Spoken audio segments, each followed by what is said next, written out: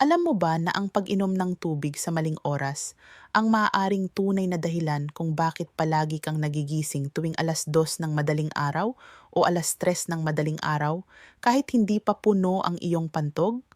Para sa iba, tila maliit na bagay lang ito. Pero sa maraming kagalang-galang na nakatatanda sa India, ang simpleng pagkakamaling ito ay nagiging dahilan upang ang tahimik na tulog ay maging pakikibaka gabi-gabi. Humihiga ka matapos ang mahabang araw na umaasang makakapahinga. Ngunit sa oras na nagsisimula ng mag-relax ang katawan, bumabalik ang pakiramdam ng pangangailangan ulit at ulit.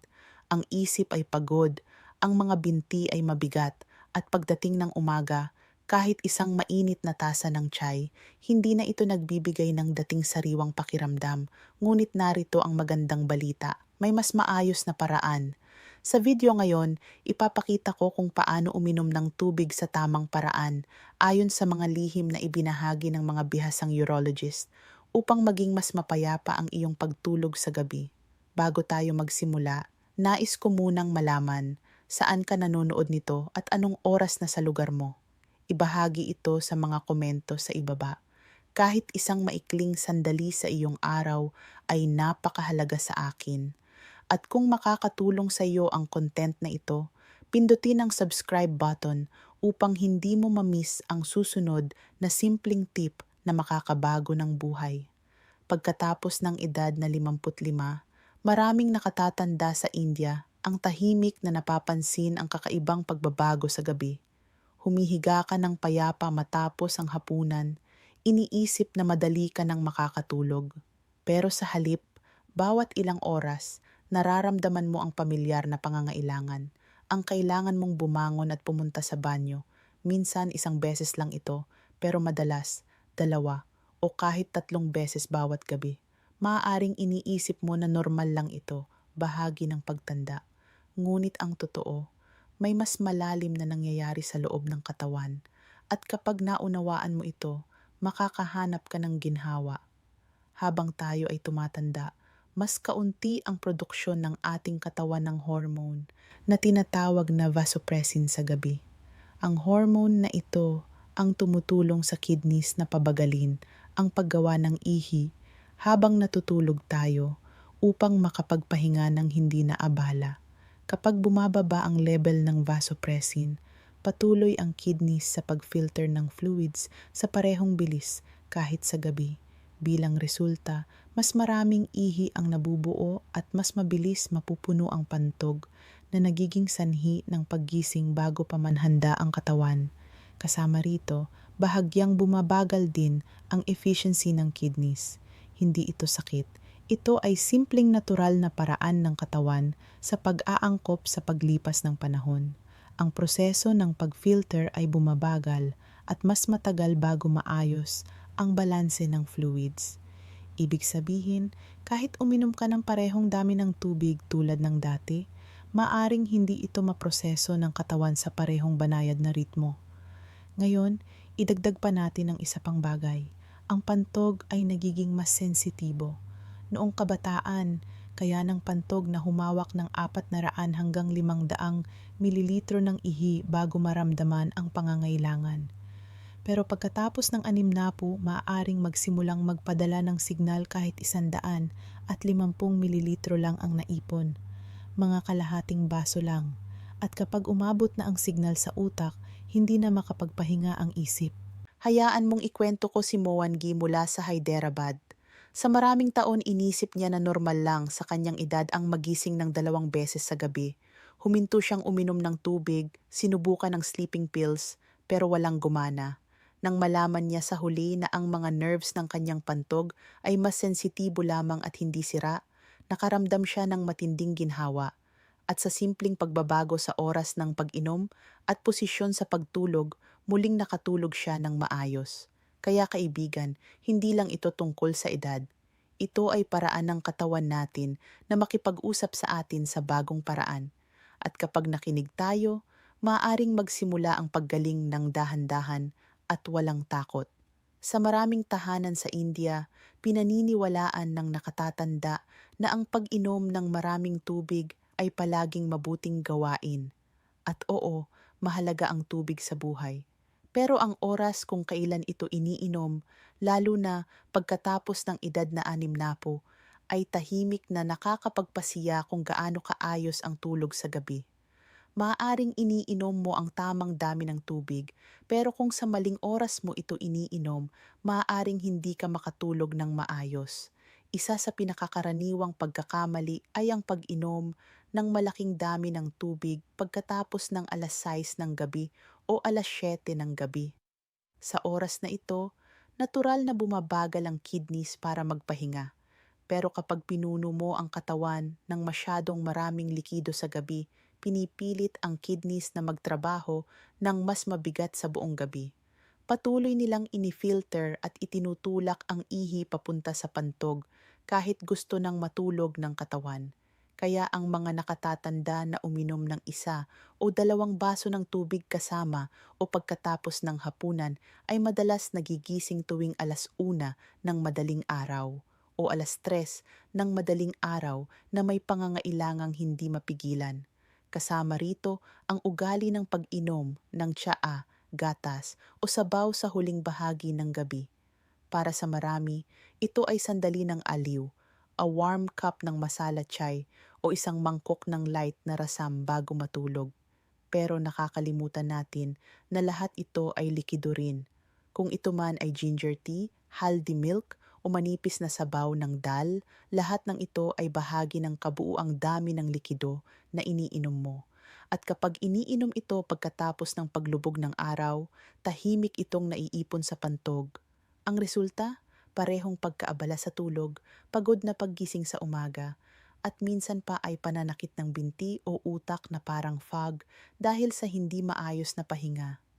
Isa pang tahimik na ugali ay ang pagpunta sa banyo just in case bago matulog. Para sa iba, ito ay lohikal at maaasahan. Pero kapag pinipilit mong i-empty ang pantog kahit hindi pa ito puno, ang mga nerves sa loob nito ay natututo ng maling mensahe. Sa paglipas ng panahon, nagsisimulang maramdaman ng pantog ang kabuuang laman kahit kalahati pa lang ang puno. Ito ay tinatawag na bladder overtraining at nagdudulot ng maling urge kung saan nagigising ka sa gabi kahit hindi naman marami ang ihi sa loob. Ngayon, pag-usapan natin ang isa pang mahalaga pero madalas nakakalimutang punto, ang hindi pantay na paghahati ng tubig sa buong araw. May ilang nakatatanda, nakakaunti lang ang iniinom sa umaga at hapon at bigla silang nakakaalala na uminom ng mas marami sa gabi. Ito ay naglalagay ng pressure sa kidneys sa maling oras. Sa ideal, karamihan ng tubig ay dapat iniinom mula sa pagsikat ng araw hanggang alas 4 ng hapon. Pagkatapos nito, dahan-dahan bawasan ang pag-inom at hayaan ang katawan na maghanda para sa pahinga. Mahalaga rin ang temperatura ng tubig. Ang pag-inom ng napakalamig na tubig mula sa ref, lalo na sa gabi, ay maaaring iritahin ang lining ng pantog. Ginagawang mas sensitibo ang nerves, lalo na sa mga matatanda na mas mabagal na ang digestion. Ang maligamgam o room temperature na tubig ay mas banayad sa tiyan at pantog, lalo na pagkatapos lumubog ang araw. Hayaan mong ibahagi ko ang kwento ni Sushila Maji mula Pune. Siya ay 72 taong gulang at halos 2 taon siyang nagdusa sa paulit-ulit na paggising sa gabi. Tuwing gabi, bandang alas 2:30 ng madaling araw, nagigising siya at kailangan pumunta sa banyo kahit kakaunti lang ang iniinom niyang tubig. Iniisip niya na normal lang ito dahil sa pagtanda. Ngunit sinabi niya sa akin, palagi akong umiinom ng ginger tea bandang alas 9 ng gabi. Nakakatulong ito para maging kalmado ako. Maingat kong ipinaliwanag na habang nakakatulong ang ginger, ang pag-inom ng tea ng ganitong late ay nagdadagdag ng likido bago matulog. Kaya gumawa siya ng isang pagbabago. Inilipat niya ang kanyang tea sa alas 6 ng gabi at uminom lamang ng 2 sips ng maligamgam na tubig bago matulog. Sa loob ng 1 linggo, nagsimula siyang makatulog ng tuloy-tuloy ng 5 hanggang 6 na oras. Bumalik ang kislap sa kanyang mga mata at sinabi niya, "Hindi ko alam na ganito pala kumilos ang tubig. Mahal kong tagapakinig, ang mga maliliit na pagkakamaling ito ay hindi mo kasalanan. Walang nagtuturo sa atin kung paano ayusin ang ating mga gawi habang tumatanda tayo. Ngunit ngayon na alam mo na, maaari mong mabawi ang iyong gabi ng maingat, matalino, isang baso bawat pagkakataon.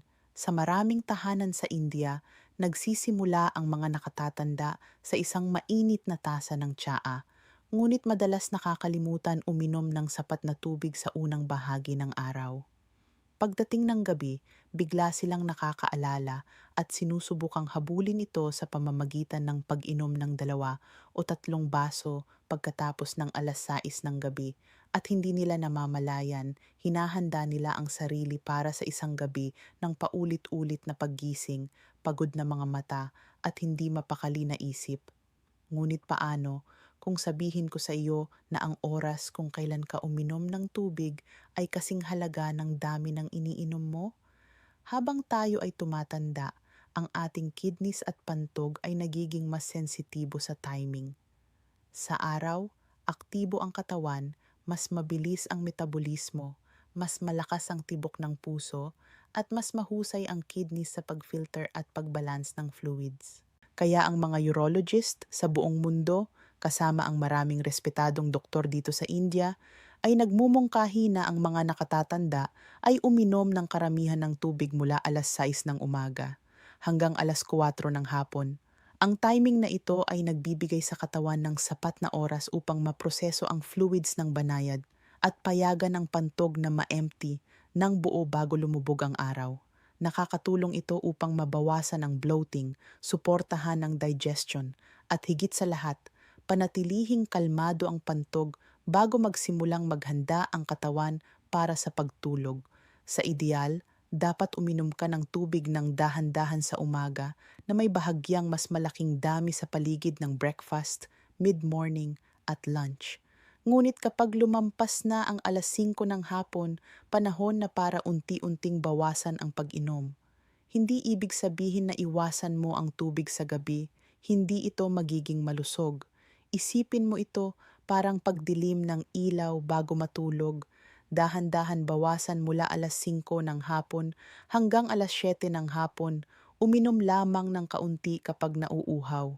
At pagkatapos ng 7:30 ng gabi, maliban kung inirekomenda ng doktor mo, iwasan ang pag-inom ng higit sa 150 mililitro ng tubig, isang maliit na baso lang. Ngayon, maaaring iniisip mo, paano kung uminom ako ng gamot sa gabi?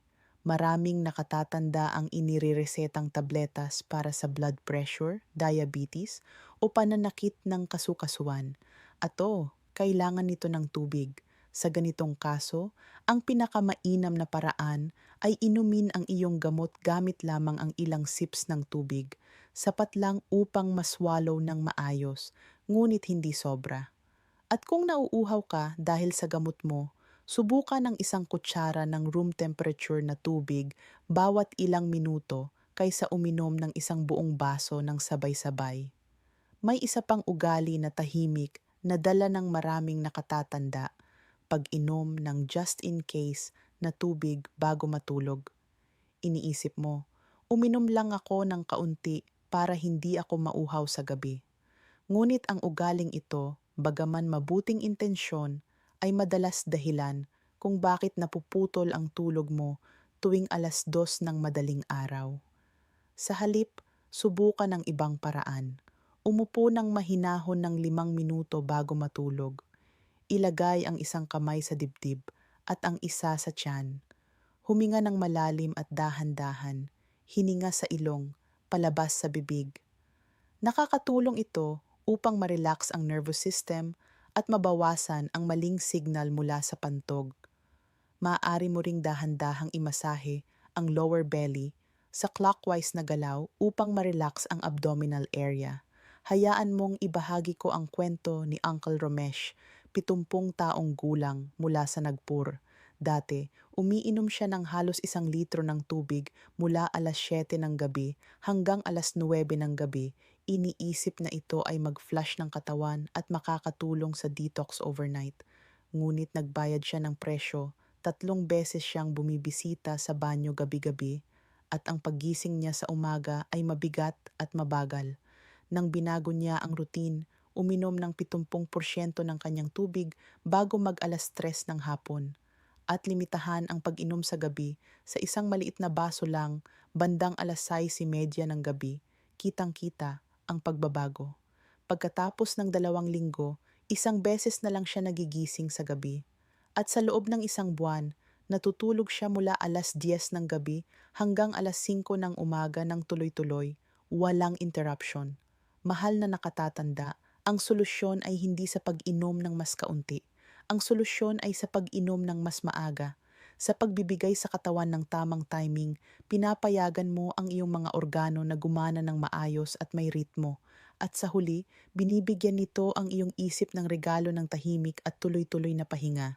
Sa maraming tahanan sa India, ang hapunan ay higit pa sa pagkain.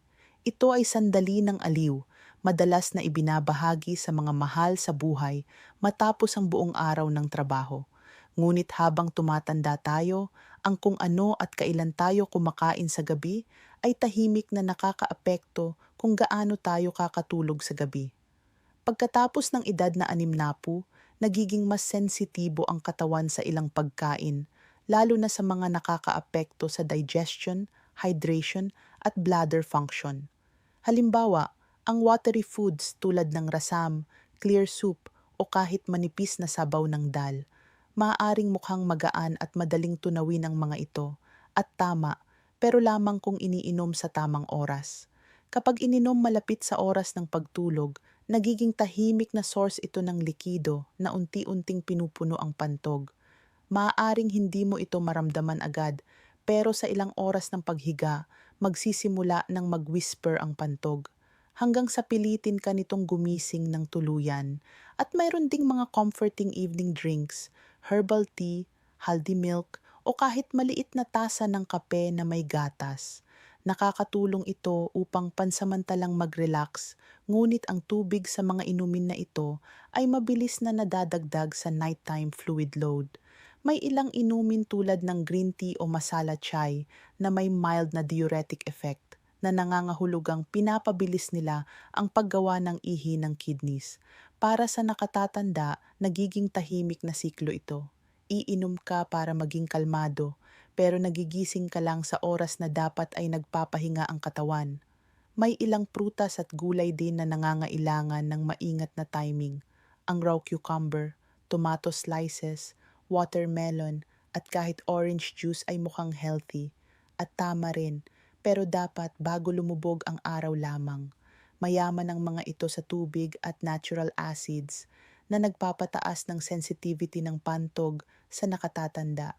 Maraming nakatatanda ang biglang nakakaramdam ng urge na umihi matapos itong kainin, lalo na kung kasama ng hapunan o bilang light snack sa gabi. Hayaan mong ikwento ko si Rajesh G. mula Ahmedabad. Siya ay 68 taong gulang at dati ay tuwang-tuwa sa malaking raw salad gabi-gabi na puno ng kamatis, cucumber at lemon dressing. Iniisip niya na tama ang kanyang ginagawa, ngunit gabi-gabi nagigising siya ng 2 o 3 beses para pumunta sa banyo. Nang lumipat siya sa steamed vegetables at inilipat ang salad sa tanghalian, napansin niya ang pagbabago. Sa loob ng 1 linggo, nakatulog siya ng 6 na oras ng tuloy-tuloy, walang gamot, at walang pagbabago sa dami ng iniinom na tubig. Isang simpleng pagbabago lang. Isa pang tahimik na salarin ay ang maalat na pagkain. Ang pagkain ng fried papads, pickles, o labis na seasoned curry sa gabi ay nagpapataas ng uhaw. Ramdam mo ang pangangailangan na uminom ng higit pang tubig pagkatapos ng hapunan at muli bago matulog. Ang dagdag na likidong ito, kasabay ng pagtanda ng kidneys at sensitibong pantog, ay halos ginagawang hindi maiiwasan ang paggising para umihi sa gabi. Kaya, mahal na nakatatanda, hindi ito tungkol sa pag-aalis ng iyong paboritong pagkain. Ito ay tungkol sa paggalang sa nagbabagong ritmo ng katawan. Sa pamamagitan ng paglilipat ng mga pagkaing ito sa mas maagang bahagi ng araw at pagpili ng mas magaan at banayad na pagkain sa gabi, binibigyan mo ang iyong katawan ng pagkakataong magpahinga. At kapag nagpapahinga ang katawan, ganoon din ang isip. At kapag payapa ang isip, Bumabalik ang tulog na parang isang matagal ng kaibigan, mahinhin, tahimik at nakapagpapagaling. Minsan, hindi gamot ang kailangan ng katawan, kundi isang maliit na pagbabago sa ugali, ibinibigay ng maingat at may pasensya. Lalo na pagdating sa paggising sa gabi para umihi. Maraming nakatatanda sa India ang pakiramdam ay walang magagawa at dapat lamang tanggapin ito bilang bahagi ng pagtanda. Ngunit ang katotohanan, ang ilang malumanay na pagbabago sa pamumuhay ay maaaring magdala ng tahimik na ginhawa, hindi sa pamamagitan ng puwersa, kundi sa paggalang sa natural na ritmo ng katawan. Magsimula tayo sa isang napakasimpleng bagay, morning movement. Pagkatapos ng edad na 60, bumabagal ang ating sirkulasyon ng dugo at ang likido ay may tendensyang maipon sa mga binti sa araw. Ang nakatagong pamamaga na ito ay madalas hindi nakikita, ngunit sa gabi, kapag humihiga ka, ang likidong iyon ay bumabalik pataas patungo sa puso at kidneys na nagdaragdag ng produksyon ng ihi sa eksaktong oras na gusto ng katawan na magpahinga. Ang maikling paglalakad sa umaga sa sikat ng araw, stretching ng mga braso, o kahit magaan na galaw ng mga binti habang nakaupo sa silya ay makakatulong sa katawan na mailabas ang likido ng mas maaga. Sa ganitong paraan, mas mababawasan ang pasanin ng kidneys pagkatapos ng paglubog ng araw at mas payapa ang pagtulog. Sunod, pag-usapan natin ang posisyon sa pagtulog. Maraming nakatatanda sa India ang natutulog sa likod gamit ang mataas na unan o mabigat na kutsyon. Ngunit ngayon, inirerekomenda ng mga doktor na matulog sa kaliwang bahagi, may malambot na unan sa ilalim ng ulo at isa pa sa pagitan ng mga tuhod upang mabawasan ang pressure sa pantog. Ang posisyong ito ay nakakatulong din sa digestion at daloy ng dugo na nagbibigay daan sa mga organo na magpahinga nang hindi nagpapadala ng maling signal sa utak. Maliit na pagbabago ito, pero marami ang nakaramdam ng malaking kaibahan sa loob lamang ng isang linggo. Ngayon, pag-usapan natin ang sleepwear at temperatura ng kwarto. Ang ating mga nakatatanda ay pinalaki sa paniniwalang ang init ay seguridad. Ngunit sa klima ngayon, lalo na sa mga buwan ng humid, ang pagsusuot ng makakapal na damit sa gabi o pagbabalot sa mabibigat na kumot ay maaaring magpainit ng katawan. Nagdudulot ito ng pagpapawis, pag-uha at pagtaas ng aktibidad ng kidneys. Sa halip, subukang matulog sa magaan na cotton clothes at panatilihing maaliwalas ang kwarto. Siguro ay may electric fan lang at manipis na bedsheet. Mananatiling kalmado ang katawan at tahimik ang pantog. At kung sakaling magising ka sa kalagitnaan ng gabi, huwag agad magmadaling pumunta sa banyo dahil sa nakasanayan. Huminto sandali. Tanungin ang sarili ng mahinahon, talaga bang puno na ang pantog ko? Kung hindi, manatili sa pwesto. Huminga ng 5 malalalim na hininga at i-relax ang tiyan. Itinuturo ng ganitong practice sa pantog na huwag magpadala ng maling alarma. Sa paglipas ng panahon, matututo ang nerve sa loob ng katawan na hindi bawat signal ay nangangahulugan ng kagyat na pangangailangan. Hayaan mong ikwento ko si Shantaami mula Kochi. Siya ay 74 na taong gulang at dati ay nagigising 2 beses gabi-gabi kahit halos walang laman ang pantog. Ngunit nang magsimula siyang matulog sa kanyang gilid, magsuot ng cotton clothes, at mag-practice ng deep breathing, bumuti ang kanyang tulog. Sinabi niya sa akin, parang muling naging kaibigan ng katawan ko ang sarili ko. Kaya mahal na nakatatanda, ang magandang tulog ay hindi luho. Ito ay isang karapatan na naaalala pa rin ng katawan mo. Hindi mo kailangan labanan ang iyong edad. Kailangan mo lamang makinig ng mahinahon at mag-adjust. At kapag ginawa mo ito, kadalasan ang katawan ay tumutugon sa tahimik na pasasalamat sa anyo ng tuloy-tuloy na paggaling na pahinga. Maraming bagay ang naririnig natin mula sa ating mga nakatatanda, kapitbahay, o kahit mabubuting kamag-anak. At sa paglipas ng panahon, ang ilan sa mga ideyang ito ay naitatag sa loob natin bilang katotohanan. Ngunit pagdating sa paggising sa gabi para umihi, ilang karaniwang paniniwala ay tahimik na nagdudulot ng higit na pinsala kaysa kabutihan. Ngayon, linawin natin ng mahinahon ang ilan sa mga maling pagkaunawa na ito, hindi sa pamamagitan ng takot, kundi sa kaalaman at pangangalaga. Ang unang paniniwala na dala ng maraming nakatatanda ay ito: kung iiinom ako ng mas kaunting tubig sa araw, hindi ako kailangang gumising sa gabi. Sa una, mukhang lohikal ito, ngunit sa loob ng katawan, ibang bagay ang nangyayari. Kapag hindi ka uminom ng sapat na tubig sa araw, nagiging bahagyang dehydrated ang katawan. Pagdating ng gabi, nagiging mas malapot ang dugo at pinipilit ang kidneys na magtrabaho ng mas mabigat. Kadalasan naglalabas ng ihi ng biglaan sa oras na humihiga ka. Sa katotohanan, ang pag-inom ng tubig sa unang kalahati ng araw, lalo na mula 6:00 ng umaga hanggang 3:00 ng hapon, ay nakababawas sa pagising sa gabi, hindi nagpapataas nito. Ang ikalawang mito ay, ang pagising ko sa gabi ay dahil lang sa prostate ko. Habang mahalaga ang prostate health, lalo na sa matatandang lalaki, hindi ito ang tanging dahilan. Nakakaranas din ang kababaihan ng parehong problema. Ang totoo, ang sensitibong pantog ay nagbabago sa sleep patterns, late meals, at timing ng fluids. Lahat ay may pantay na kontribusyon. Ang pagsisi sa prostate lamang ay maaaring magpabagal sa ibang simpleng pagbabago sa pamumuhay na maaaring magdala ng ginhawa. Isa pang karaniwang ugali na madalas nating nakikita ay ang pagpunta sa banyo just in case bago matulog, kahit hindi mo totoong nararamdaman ang pangangailangan. Sa paglipas ng panahon, ito ay nagtuturo sa iyong pantog na magpadala ng maling signal. Nagsisimula kang magising para sa kaunting ihi na dati ay hindi mo naman pansin. Ang mas maayos na paraan ay magtiwala sa katawan at pumunta lamang sa banyo kapag tunay na naramdaman ang pangangailangan. At panghuli, narito ang matagal nang gawin ng pag-inom ng maligamgam na tubig bandang 9:00 ng gabi. Iniisip na nakakapagpalamig ito ng atay o nakakatulong sa digestion. Ngunit ang likidong ito sa gabi, kahit maligamgam at nakakaaliw, ay nadaragdagan pa rin ang load sa pantog. Kung gusto mo ng maligamgam na inumin, subukan mo itong inumin ng mas maaga, bandang 6:00 ng gabi o 6:30 ng gabi.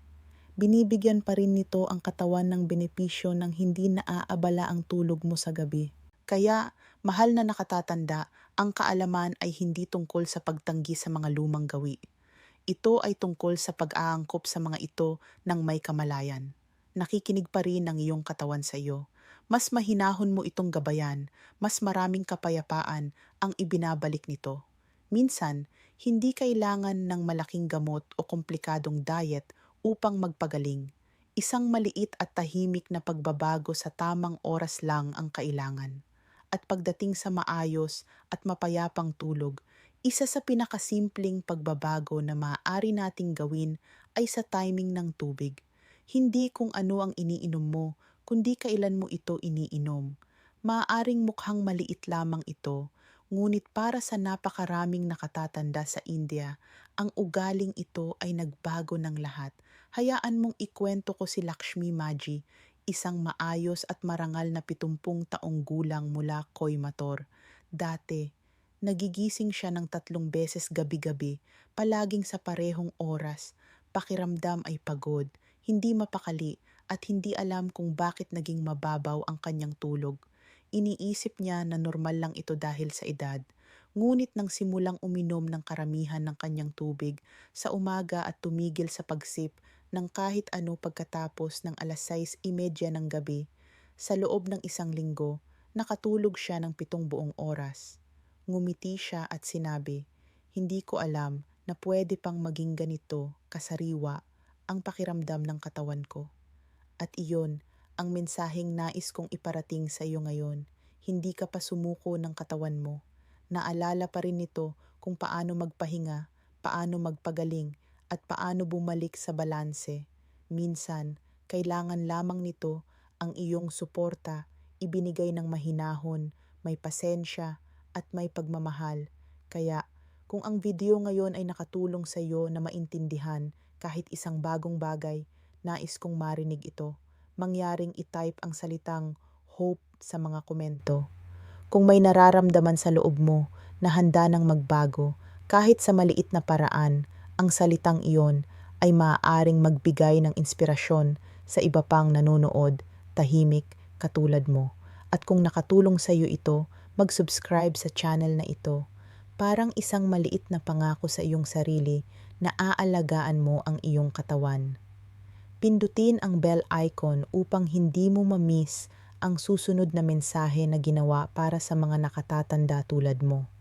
At kung may kilala kang isang tao, kapitbahay, pinsan, o katuwang sa buhay na madalas magising sa gabi, mangyaring i-share ang video na ito sa kanila. Maaari mong ibigay sa kanila ang regalo ng mas maayos na tulog. Hanggang sa muli nating pagkikita, nais ko sa iyo ang isang gabi na kasing tahimik ng simoy ng hangin sa Abril at isang umaga kasing hinahon ng unang higop ng iyong tiyay sa ilalim ng sumisikat na araw. Namaste.